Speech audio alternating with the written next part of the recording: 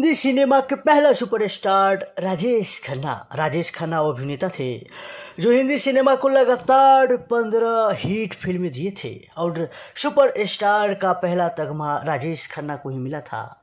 राजेश खन्ना वो अभिनेता थे जिन्हें खून से लिखकर खत लड़कियां भेजा करती थी, लेकिन आखिर ऐसा क्या हुआ जो राजेश खन्ना का इंडस्ट्री से हिंदी सिनेमा से पतन हो गया। आज इस वीडियो में या यूँ कह लीजिए आज की शाम राजेश खन्ना के नाम। आज इस वीडियो में राजेश खन्ना साहब की स्टोरी जानेंगे। आखिर वो महान अभिनेता जिनके बिना उस दौर में फिल्म अधूरी सी लगती थी, लेकिन फिर भी इनका पतन क्यों हो गया। आज इस वीडियो में इन्हीं के बारे में संपूर्ण कहानी जानेंगे। राजेश खन्ना साहब ने लगातार हिंदी सिनेमा को सुपरहिट 15 फिल्म दिया था, जिसकी एक झलक पाने के लिए हजारों लोग लाइन लगाकर खड़े रहते थे, जिसकी कार्ड पर युवा लड़कियां के लिपस्टिक के निशान हुआ करते थे और जो उसे खून से लिखे चिट्ठियां भेजा करती थी। वो इंसान अचानक कामयाबी के शिखर से क्यों लुढ़कने लगा, इस पर बीबीसी ने उनकी कई साथी कलाकार और फिल्मों विशेषज्ञों की राय लिया है और उन्होंने अपने बीबीसी चैनल पर भी आर्टिकल के माध्यम से लिखा है। उन्होंने कई ऐसे किस्से, कई सारे ऐसी बातें राजेश खन्ना साहब के बारे में खुलासा किया है।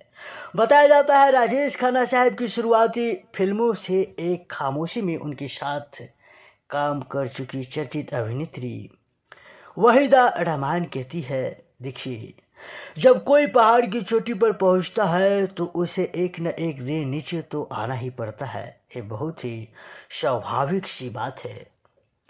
जब बीबीसी या यूँ समझ लीजिए बीबीसी के रिपोर्ट के मुताबिक उनसे पूछा गया कि राजेश खन्ना का इतनी तेजी से पतन स्वाभाविक तो नहीं था, उसकी भला क्या वजह थी, तो वहीदा बोली थी, दरअसल वो अपनी स्टारडम संभाल नहीं पाए। जैसे जैसे इंसान की उम्र बढ़ती है उसे अपने आप को बदलते रहना चाहिए, स्वीकार कर लेना चाहिए कि आप में वो बात नहीं रही और फिर उसी हिसाब से अगर वो फिल्मों का चुनाव करते तो शायद उनकी कामयाबी की पारी और लंबी चलती, लेकिन वो ऐसा कर नहीं पाए। वो बहुत ज़्यादा अपनी कामयाबी के दिनों में ही खोए रहे।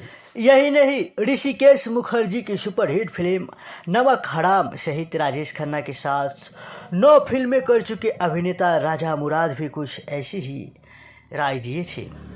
राजा मुरादा के मुताबिक राजेश खन्ना बेहद दिलदार आदमी थे। उनके घर पर देर रात तक महफिलें जमा करती थी और इस वजह से वो अपनी फिल्मों की सेट पर देर से पहुंचने लगे।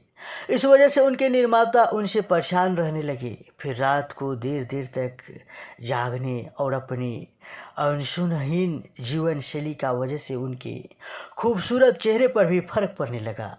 कभी टमाटर की तरह सुर्ख लाल रहने वाला उनका चेहरा निस्तेज सा लगने लगा और इसके बाद उनकी नाकामयाबी का दौर शुरू हो गया।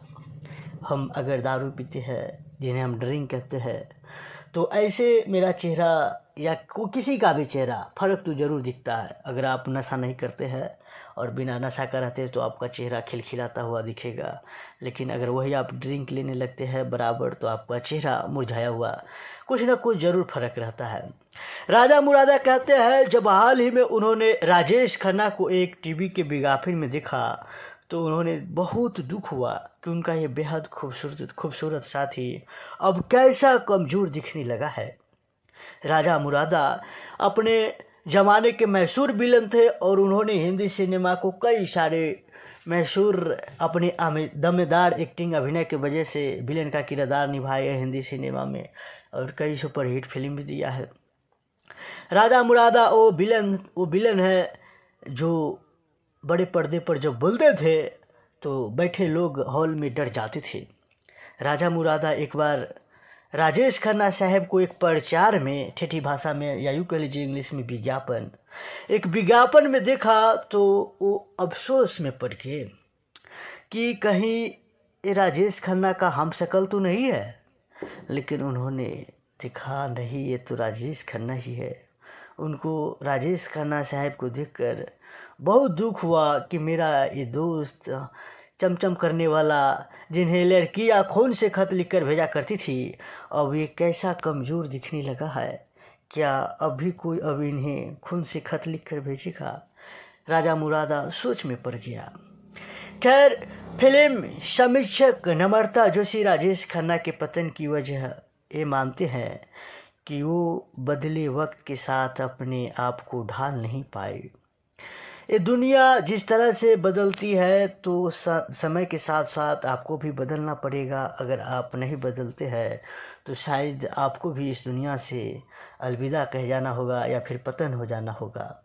इसलिए तो आज देखिए, अश्लीलता की भी हद होती है, लेकिन लोग आज उस अश्लीलता को हद से पार करके भी देखते हैं। इसीलिए आज जो चाहे वो अगर फिल्म की बात हो या फिर सॉन्ग की बात हो, तो जो अश्लीलता से दूर रहता है उन्हें कम कामयाबी मिलता है, और जो अश्लीलता रहता है उन्हें थोड़ा ज़्यादा शोहरत और थोड़ा ज़्यादा नाम मिलता है।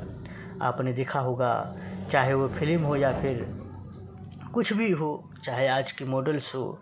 आज आप देख लीजिए, छोटा सा ही उर्फ़ी जावेद को देख लीजिए, आपको उर्फ़ी जावेद के पोस्टर पर, तस्वीर पर कितना वीडियो पर लाइक कमेंट ये सब मिलता है। लेकिन वही, खैर, नम्रता कहते हैं किसी भी स्टार की कामयाबी का एक दौर होता है, फिर वक्त बदलता है। राजेश खन्ना अपने पुराने दिनों में ही खोए रहते थे।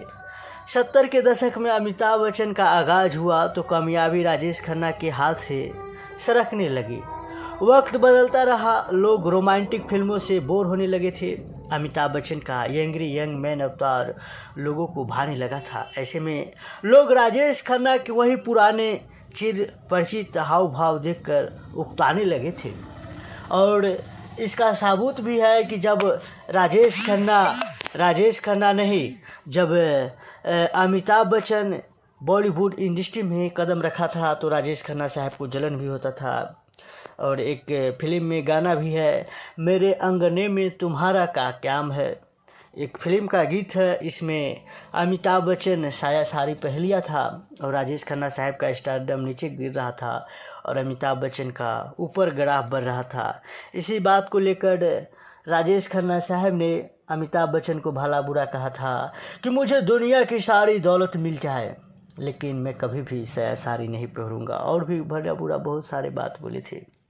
खैर, नम्रता के मुताबिक राजेश खन्ना एक कलाकार नहीं बल्कि एक स्टार थे। शायद ये भी एक वजह थी उनके कामयाबी के शिखर से नीचे गिरने की।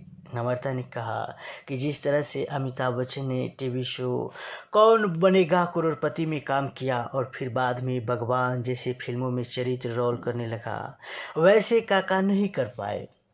अमिताभ बच्चन का भी करियर समझिए कि आखिरी में ख़त्म हो गया था, लेकिन फिर से उन्होंने कौन बनेगा करोड़पति टीवी का एपिसोड में उन्होंने मुख्य रोल पर उन्होंने काम करने लगा। और आज भी लोग देखते हैं कौन बनेगा करोड़पति, अमिताभ बच्चन का एपिसोड लोग खूब देखते हैं। और इसके बाद अमिताभ बच्चन का फिल्म आया भगवान, जो देखते ही रह गया। बड़े पर्दे पर लोग उन्हें खूब सराहा, खूब इस फिल्म में हेमा मालिनी थी। और भगवान फिल्म बहुत ही अच्छा है, जिसका तारीफ़ करे कम है। खैर, अमिताभ बच्चन सबकी वो अभिनेता है जो इनका फिल्म गलत हो ही नहीं सकता। खैर, बताया जाता है वशिष्ठ फिल्म समीक्षक जयप्रकाश चौकसे की राय भी कुछ ऐसी ही है। जयप्रकाश चौकसे कहते हैं, राजेश खन्ना एक मेनस्ट्रीम वाले कलाकार थे। सिर्फ मेनस्ट्रीम के सहारे कोई कलाकार लंबे वक्त तक नहीं घिस सकता। अमिताभ बच्चन की कामयाबी का सफ़र इसलिए बेहद लंबा रहा क्योंकि वो एक बेहतरीन अभिनेता भी है। इस वजह से उम्र के इस पड़ाव में भी उन्हें तमाम रोल मिल रहे हैं। अमिताभ बच्चन भले ही बुढ़ा हो गया लेकिन रोल उन्हें मिलता है आज भी। और बुढ़ा हम बोल दिए, लेकिन बुढ़ा शब्द उन्हें बहुत बुरा लगता है। एक बार फिर उन्होंने फिल्म बना दिया था बुढ़ा होगा तेरा बाप, क्योंकि जो कोई उन्हें बुढ़ा बोलता है कि अमिताभ बच्चन बुढ़ा हो गया, अब तो उन्हें बुरा लगता है ये शब्द।